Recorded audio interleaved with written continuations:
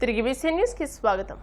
10వ తరగతిలోకి ప్రవేశించిన విద్యార్థులకు మే 21 నుండి జూన్ 5 వరకు యూటీఎఫ్ ఎస్ఎఫ్ఐ ఆధ్వర్యంలో నిర్వహిస్తున్న అవగాహన క్లాసులు సద్వినియోగం చేసుకోవాలని నాయకులు పిలుపునిచ్చారు. కాకినాడ యూటీఎఫ్ హోంలో జరిగిన సమావేశంలో యూటీఎఫ్ జిల్లా ప్రధాన కార్యదర్శి టి రవిచక్రవర్తి మాట్లాడుతూ 10వ తరగతి విద్యార్థులకు అత్యంత కీలకం కాబట్టి భవిష్యత్తులో రాణించేందుకు ఎస్ఎఫ్ఐ యూటీఎఫ్ ఆధ్వర్యంలో నిపుణులైన ఉపాధ్యాయులతో సుమారు 15 ఉచిత అవగాహన క్లాసులు ఏర్పాటు చేస్తున్నామన్నారు. మే 21 నుండి జూన్ 5 వరకు ప్రతిరోజు ఉదయం 8 గంటల నుండి 10 గంటల వరకు కాకినాడ కచేరీపేట యూటీఎఫ్ హోంలో ఈ క్లాసులు జరుగుతాయన్నారు. విద్యార్థులు ముందుగా తమ పేర్లను నమోదు చేసుకోవాలన్నారు. యూటీఎఫ్ హోంలో ఎస్ఎఫ్ఐ మరియు యూటీఎఫ్ ఆధ్వర్యంలో మే 21వ తేదీ నుంచి జూన్ 5వ తేదీ వరకు ఎవరైతే 9వ తరగతి పాస్ అయ్యి 10వ తరగతిలోకి వెళుతున్నటువంటి విద్యార్థులకు 10వ తరగతి పబ్లిక్ పరీక్షల మీద అవగాహన కోసం క్లాసులు ఏర్పాటు చేయడం జరిగింది. ఈ క్లాసులు ఉదయం 8 గంటల నుంచి 10 గంటల వరకు రోజుకి 2 గంటలు వివిధ సబ్జెక్టుల ఎక్స్పర్ట్స్ తోటి వాళ్ళకి శిక్షణ ఇవ్వడం జరుగుతుంది. మరి ఈ శిక్షణని ఎవరైతే విద్యార్థులు 9వ తరగతి నుంచి 10వ తరగతికి వచ్చారో వాళ్ళందరూ కూడా ఉపయోగించుకోవాల్సిందిగా ఈ సందర్భంగా విజ్ఞప్తి చేస్తూ ఉన్నాం. మరి ఈ క్లాసుల్ని పెద్ద ఎత్తున విజయవంతం చేసి ఈ విద్యార్థులందరూ కూడా భవిష్యత్తులో రాబోయేటువంటి 10వ తరగతి పబ్లిక్ పరీక్షల్లో అత్యున్నతమైనటువంటి మార్కులతోటి విజయవంతంగా పూర్తి చేసుకోవాలనేటువంటిది ఆకాంక్షిస్తున్నాం. దక్షిణ కాశీగా ప్రసిద్ధి చెందిన ప్రముఖ పుణ్యక్షేత్రం శ్రీకాళహస్తీశ్వర దేవస్థాన ఆలయంలో చిన్నకొట్టాయి ఉత్సవాన్ని దేవస్థానం ఆధ్వర్యంలో ఘనంగా నిర్వహించారు.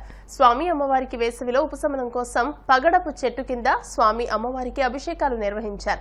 మొదటి రోజు గురువారం సాయంత్రం స్వామి అమ్మవారికి పాలు, పెరుగు, పంచామృతం, చందనం, సుగంధ ద్రవ్యాలతో అభిషేకం చేసి స్వామిని అలంకరించి హారతులు పట్టారు.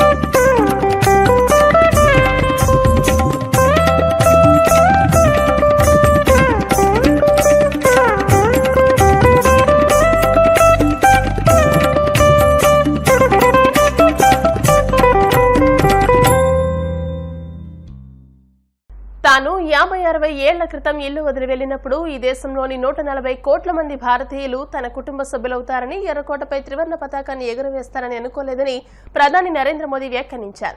శనివారం ఈశాన్య ఢిల్లీలో బీజేపీ అభ్యర్థి తరపున ఎన్నికల ప్రచారాన్ని నిర్వహించారు. ఈ సందర్భంగా కాంగ్రెస్ ప్రతిపక్ష కూటమిపై తీవ్ర స్థాయిలో విరుచుకుపడ్డారు. పేదలు, మధ్యతరగతి ప్రజల ఆస్తుల్ని లాక్కునేందుకు కుట్రలు చేస్తున్న శక్తుల నుంచి కాపాడేందుకే ఈ ఎన్నికలు జరుగుతున్నాయని ప్రధాని పేర్కొన్నారు. ఢిల్లీ ప్రజల సౌకర్యార్థం పర్యావరణాన్ని పరిరక్షించేలా వందలాది ఎలక్ట్రిక్ బస్సుల్ని కేంద్రం అందజేసిన విషయాన్ని గుర్తు చేశారు. పెట్రోల్, డీజిల్ వాహనాల సగం ముగిసిపోతుందన్నారు. యువతకు కొత్త అవకాశాలు సృష్టించేందుకు బంధుప్రీతి, కుటుంబ రాజకీయాల కారణంగా ఏళ్ల తరబడి దేశ యువత భవిష్యత్తును నాశనం చేసిన సంప్రదాయాన్ని, ఆలోచనను ఓడించాలని మోదీ పిలుపునిచ్చారు. देश में फिर एक बार मजबूत सरकार बने। आप चाहते हैं दिल्ली के सभी सांसद हमारे जीत करके आए, तो इसके लिए आपको हर बूथ में कमल खिलाना होगा। हर बूथ में कमल खिले तभी तो देश मजबूत होगा। साथियों, विकसित होते भारत की राजधानी भी विकसित दिखनी चाहिए, विकसित होनी चाहिए। आपने G20 सम्मेलन के दौरान देखा है कैसे दुनिया के शीर्ष नेता दिल्ली को देखकर चकित थे। आज यहां भारत मंडपम और यशोभूमि जैसे आधुनिक कन्वेंशन सेंटर बन रहे हैं। नया संसद भवन हमारी शान और बढ़ा रहा है। नेशनल वॉर मेमोरियल, आजादी के बाद देश के जवान इसके लिए मांग करते थे, प्रतीक्षा करते थे। देश का दुर्भाग्य देखिए, जब तक मोदी नहीं आया, दिल्ली में बैठी हुई सरकारों को देश के वीर जवानों के सम्मान में वॉर मेमोरियल बनाने का उनको महत्व नहीं समझ आया। देश में लोगों की सुरक्षा करते करते करीब 35,000 पुलिस के जवान शहीद हुए, हमारी रक्षा करते करते शहीद हुए। उन पुलिस मेमोरियल के लिए देश के पुलिस के जवानों को 70 साल इंतजार करना पड़ा। मोदी आया तब जाकर के बना। डॉक्टर बाबा साहब आंबेडकर का मेमोरियल, एक परिवार के लिए सब कुछ हुआ, लेकिन इतने प्रधानमंत्री हो गए, उनको स्मरण करने के लिए उनकी राजनीति, उनका परिवारवाद आड़े आया।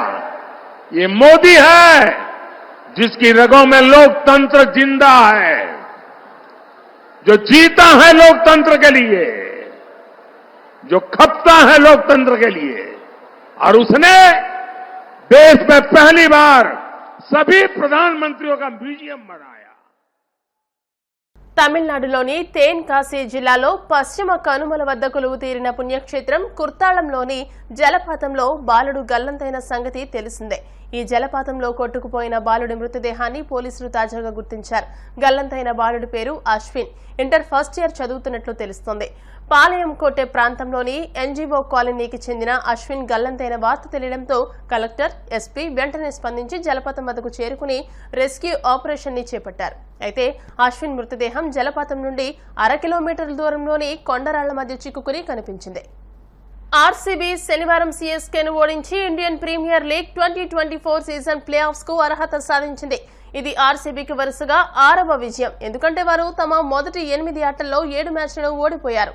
ఆ తర్వాత టోర్నమెంట్లో సంచలనాత్మక పునరాగమనాన్ని పూర్తి చేశారు. సీఎస్కేపై ఉత్కంఠభరితమైన ముగింపు తర్వాత ఆర్సీబీ అభిమానులు, ఆటగాళ్లు ఉత్సాహంగా తమ ప్రతిభను చాటుకున్నారు. ఈ మ్యాచ్ తర్వాత అభిమానులు అర్ధరాత్రి వరకు బెంగళూరు వీధుల్లో ఉండి ఒకరినొకరు కౌగలించుకుంటూ ఆనందంగా విజయోత్సవాన్ని జరుపుకున్నారు. అభిమానుల్లో కొందరు అర్ధరాత్రి జట్టు బస్సు కోసం వేచి ఉండి క్రీడాకారులను అభినందించారు. వార్తలు ముగించే ముందు ముఖ్యాంశాలు మరోసారి. విదేశాల్లో ఉద్యోగాల పేరుతో యువతను మోసగిస్తున్న ముఠా గుట్టును రట్టు చేసి ఏజెంట్లను పట్టుకున్న పోలీసులు.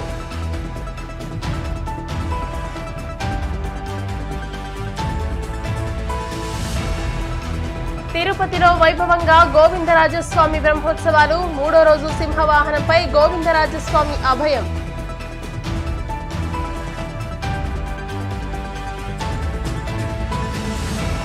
విశాఖలో మందుబాబు హల్చల్. ట్రాఫిక్ పోలీసుపై దాడి చేయడంతో పోలీస్ స్టేషన్ కు తరలింపు.